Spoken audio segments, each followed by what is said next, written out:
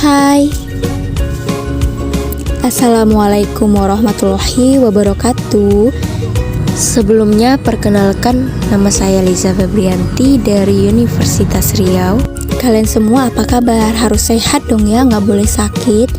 Jadi sesuai dengan judul, di sini kita akan belajar tentang perkembangan kurikulum yang ada di Indonesia, yaitu sebelum Indonesia merdeka dan sesudah Indonesia merdeka.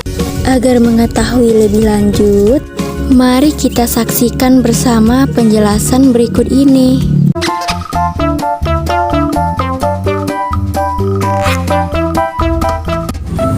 Apa sih kurikulum itu? Yang sudah tahu, bagus. Yang tidak tahu, jangan khawatir ya. Jadi di sini saya akan menjelaskan terlebih dahulu apa itu kurikulum. Kurikulum berasal dari bahasa Yunani, berasal dari kata korir yang berarti pelari dan karir yang berarti tempat berpacu atau tempat berlomba. Dari dua kata ini, secara umum kurikulum diartikan sebagai jarak perlombaan yang harus ditempuh oleh pelari dalam suatu arena perlombaan. Dalam pendidikan, kurikulum merupakan aktivitas yang dilakukan di sekolah dalam rangka mempengaruhi anak dalam belajar. Jadi, kurikulum adalah perangkat mata pelajaran dan program pendidikan yang diberikan oleh suatu lembaga penyelenggara pendidikan yang berisi rancangan pelajaran yang akan diberikan kepada peserta pelajaran dalam satu periode jenjang pendidikan. Dan kurikulum akan mengalami perubahan dan perkembangan pada setiap periodenya. Ada yang tahu nggak kenapa kurikulum perlu adanya pengembangan? Oke, saya jelaskan ya. Alasan pemerintah melakukan perubahan kurikulum pendidikan ialah untuk meningkatkan mutu pendidikan di Indonesia itu sendiri. Terdapat beberapa faktor yang mengharuskan adanya pengembangan dan perubahan kurikulum. Faktor perubahan atau pengembangan kurikulum yang pertama yaitu tantangan masa depan. Di antaranya meliputi arus globalisasi, masalah lingkungan hidup, kemajuan teknologi informasi, konvergensi ilmu dan teknologi, dan ekonomi berbasis ilmu pengetahuan. Faktor yang kedua yaitu kompetensi masa depan, yang diantaranya meliputi kemampuan berkomunikasi, kemampuan berpikir jernih dan kritis, dan kemampuan menjadi kewarganegaraan yang efektif.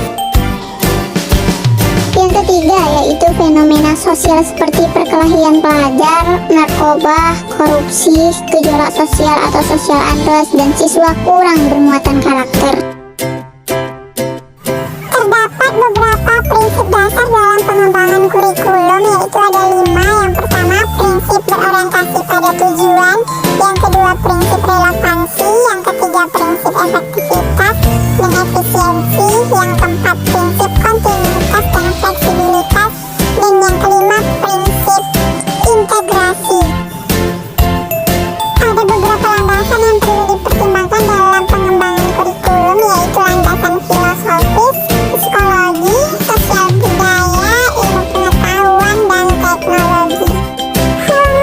Apa saja sih yang dimaksud landasan filosofis, psikologi, sosial budaya, ilmu pengetahuan, dan teknologi? Mari simak penjelasan berikut ini. Nah, ini pengertiannya. Landasan filosofis dalam pengembangan kurikulum yaitu akan membahas dan mengidentifikasi landasan filsafat dan implikasinya dalam mengembangkan kurikulum. Nah, selanjutnya ada landasan psikologis dalam pengembangan kurikulum, yaitu akan membahas dan mengidentifikasi landasan psikologis dan implikasinya dalam mengembangkan kurikulum. Terdapat 6 dimensi pendekatan nasional dalam pengembangan kurikulum di suatu negara. Yang pertama, kerangka acuan yang jelas tentang tujuan nasional dihubungkan dengan program pendidikan. Yang kedua, hubungan yang erat antara pengembangan kurikulum nasional dengan reformasi sosial politik negara. Kemudian yang ketiga yaitu mekanisme pengawasan dari kebijakan kurikulum yang ditempuh. Yang keempat, keempat, mekanisme pengawasan dari pengembangan dan aplikasi kurikulum di sekolah. Yang kelima, metode ke arah pengembangan kurikulum yang disesuaikan dengan kebutuhan. Yang keenam, penelaahan derajat desentralisasi atau degree of decentralization dari implementasi kurikulum di sekolah. Halo, kalian tahu nggak sih bagaimana perkembangan kurikulum kita dari awal sampai sekarang? Nah, berikut ini penjelasan tentang kurikulum kita.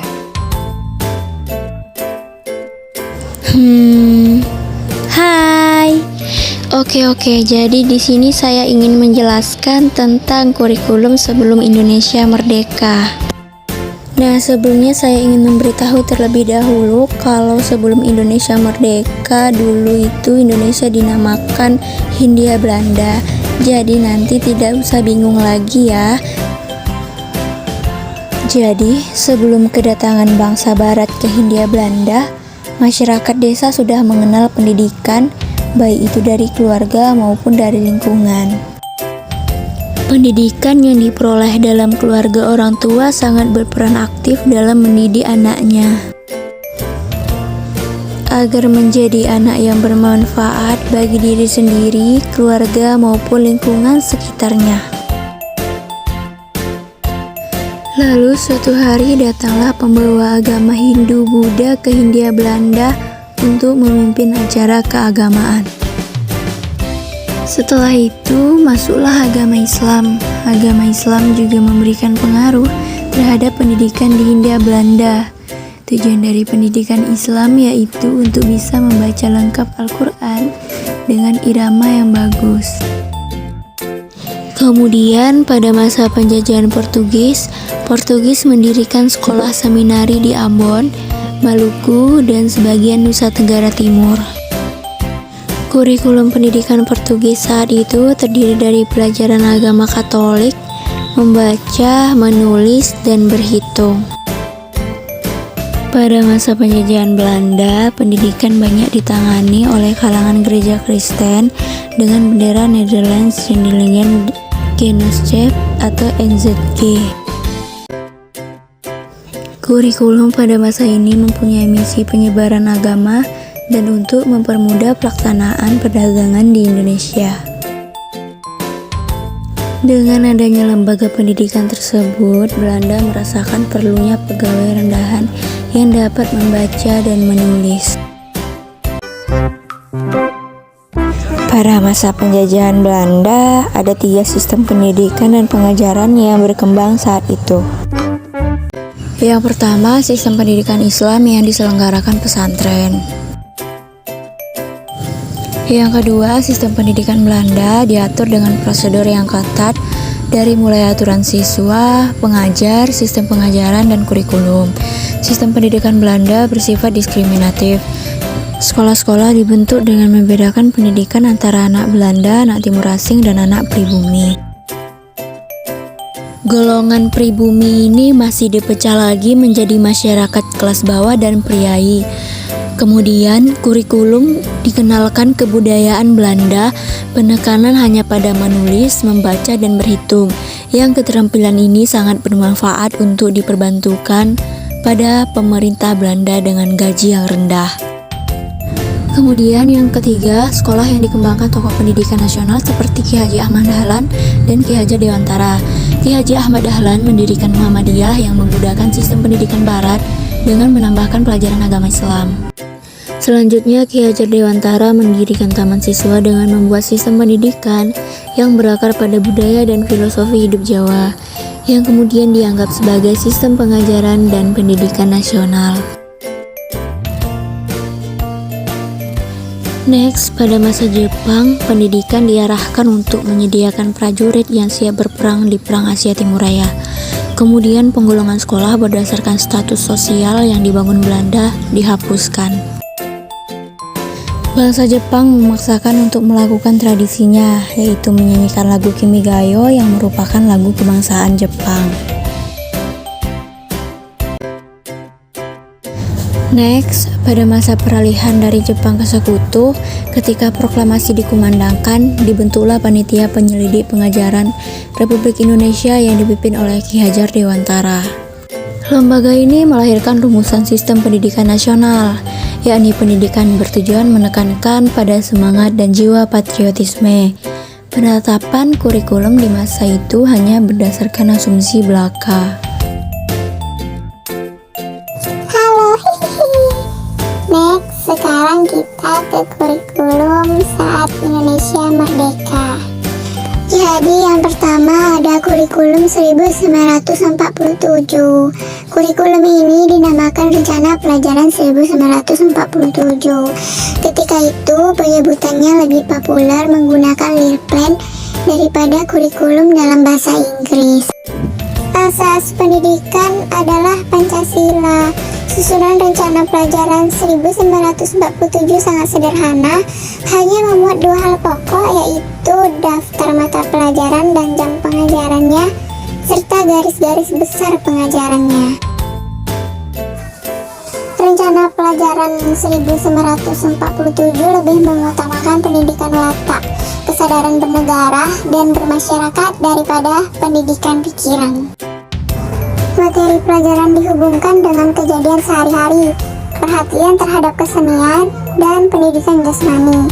Daftar pelajarannya adalah bahasa Indonesia, bahasa daerah, perhitung ilmu alam, ilmu hayat, ilmu bumi, sejarah, menggambar, menulis, seni suara, pekerjaan tangan, pekerjaan keputrian, gerak badan, kebersihan dan kesehatan, didikan, budi pekerti, dan pendidikan agama. Yang kedua ada kurikulum 1952. Pada tahun 1952, kurikulum 1947 di Indonesia mengalami penyempurnaan. Pada tahun 1952 ini diberi nama Rencana Pelajaran Terurai 1952.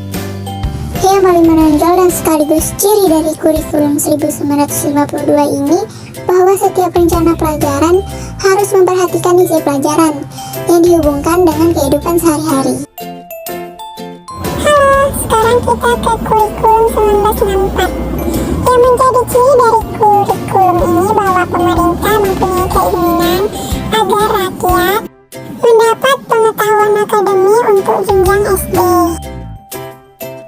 sehingga dipusatkan pada program Pancawardhana yang meliputi pengembangan daya cipta, rasa, karsa, karya, dan moral.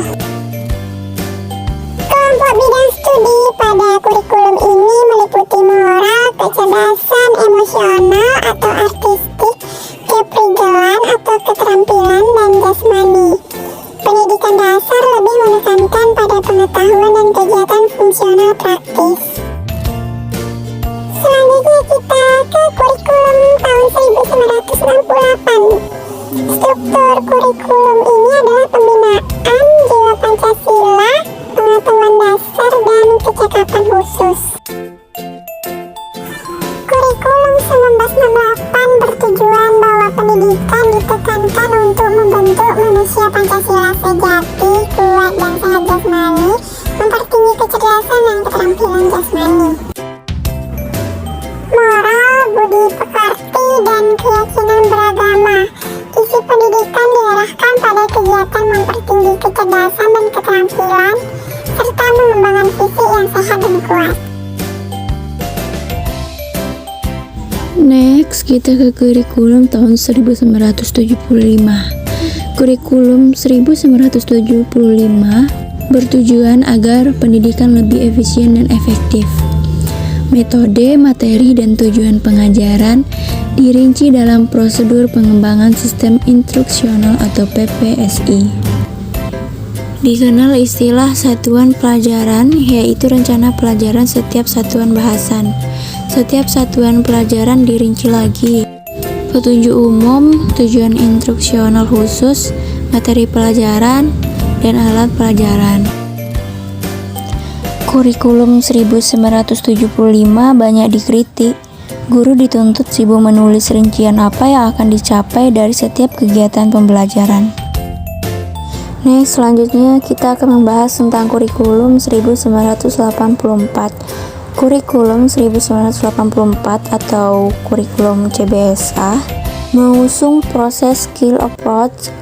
Meski mengutamakan pendekatan proses, tapi faktor tujuan tetap penting. Siswa ditempatkan sebagai subjek belajar dari mengamati sesuatu, mengelompokkan, mendiskusikan, hingga melaporkan. Kurikulum ini berorientasi kepada tujuan instruksional, didasari oleh pandangan bahwa pengalaman belajar siswa sangat terbatas di sekolah, namun harus benar-benar fungsional dan efektif. Next, kita ke kurikulum 1994. Kurikulum ini mengubah dari sistem semester ke sistem catur bulan, yang pembagiannya dalam 1 tahun menjadi 3 tahap. Diharapkan siswa dapat menerima materi pelajaran cukup banyak. Tujuan pengajaran menekankan pada pemahaman konsep dan keterampilan menyelesaikan soal dan pemecahan masalah. Halo, sekarang kita next ke kurikulum 2004. Kurikulum 2004 dikenal dengan kurikulum berbasis kompetensi atau KBK.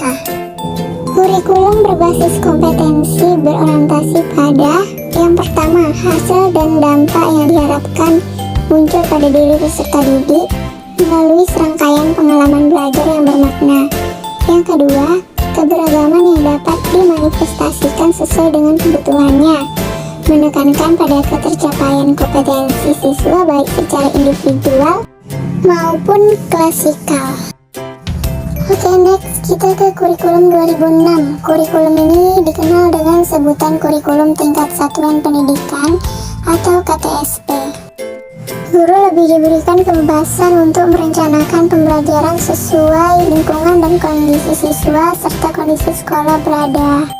Kerangka dasar atau KD, standar kompetensi lulusan atau SKL, standar kompetensi dan kompetensi dasar atau SKKD setiap mata pelajaran telah ditetapkan oleh Departemen Pendidikan Nasional. Jadi, pengembangan perangkat pembelajaran seperti silabus dan sistem penilaian merupakan kewenangan satuan pendidikan atau sekolah di bawah koordinasi dan supervisi pemerintah kabupaten atau kota. Oke, sekarang kita lanjut ke kurikulum 2013. Kurikulum 2013 melakukan penyederhanaan dan tematik integratif. Titik beratnya bertujuan untuk mendorong peserta didik atau siswa mampu lebih baik dalam melakukan observasi, bertanya, bernalar, dan mengkomunikasikan atau mempresentasikan apa yang mereka peroleh atau mereka ketahui setelah menerima materi pembelajaran. Objek yang menjadi pembelajaran menekankan pada fenomena alam, sosial, seni, dan budaya. Melalui pendekatan itu, diharapkan siswa kita memiliki kompetensi sikap, keterampilan, dan pengetahuan jauh lebih baik, agar mereka lebih kreatif, inovatif, dan lebih produktif, sehingga nantinya mereka bisa sukses dalam menghadapi berbagai persoalan dan tantangan di zamannya. Terima kasih, sampai jumpa di lain waktu.